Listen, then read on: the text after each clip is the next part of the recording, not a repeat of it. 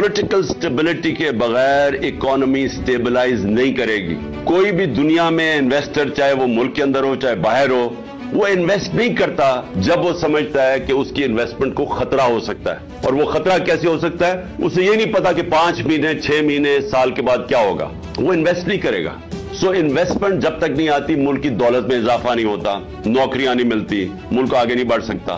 सबसे इंपॉर्टेंट चीज पाकिस्तान में रूल ऑफ लॉ है। इकोनॉमी कनेक्टेड है रूल ऑफ लॉ के साथ। ये लोगों को गलत फहमी है, उनको यही नहीं पता आज तक कि दुनिया का नक्शा उठा के देख लो, दुनिया के अंदर जिधर भी खुशहाली आई है पहले रूल ऑफ लॉ आया है। ये हो ही नहीं सकता कि मुल्क में डाके मारे जाए, जो एलीट हो वो ऊपर बैठ के मुल्क चोरी करे और आप समझे कि मुल्क तरक्की कर जाएगा। ये कभी नहीं हुआ। हमारी जो सबसे बड़ी रिसोर्स है ओवरसीज पाकिस्तानी है, उनकी इन्वेस्टमेंट नहीं आती पाकिस्तान में।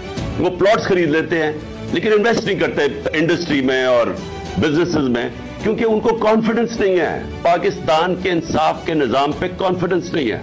और मैं मिडिल टियर इन्वेस्टर्स की बात कर रहा हूं, बड़े बड़े इन्वेस्टर्स नहीं। और अगर हमारे पास 1 करोड़ में से मैं कहता हूं 5 लाख पाकिस्तानी भी इन्वेस्ट करना शुरू करें, आप इमेजिन करें कि कितनी इनफ्लो आ गई डॉलर्स की हमारे मुल्क में। तो उसके लिए कॉन्ट्रैक्ट इन्फोर्समेंट चाहिए, उसके लिए रूल ऑफ लॉ चाहिए, उसके लिए एक कॉन्फिडेंस चाहिए हमारे मुल्क के इंसाफ के निजाम पे कि गवर्नमेंट एक मैंडेट से आए, और फिर जब वो मैंडेट से आए तो उसके जब पब्लिक उसके पीछे खड़ी हो तो वो फिर मुश्किल फैसले करे। पब्लिक तो उसके साथ होगी जब वो ट्रस्ट करेंगे कि जब वो पब्लिक को जो भी लीडरशिप कहेगी कि देखें ये मुश्किल वक्त है, ये मैं कर रहा हूं और इसके बाद आपके लिए आसानियां पैदा होंगी, तब पब्लिक मुश्किल गुजार लेती है। लेकिन इनके होते हुए तो उनके पास अब कोई एतमाद ही नहीं है इनके ऊपर। पाकिस्तान में रूल ऑफ लॉ एस्टेब्लिश करना अब नागुज़री हो चुका है। उसके बगैर हम इस मुल्क को अब एक आजाद, खुद मुख्तार, सॉवरन, एक गैरतमंद कौम हम अब नहीं रह सकते।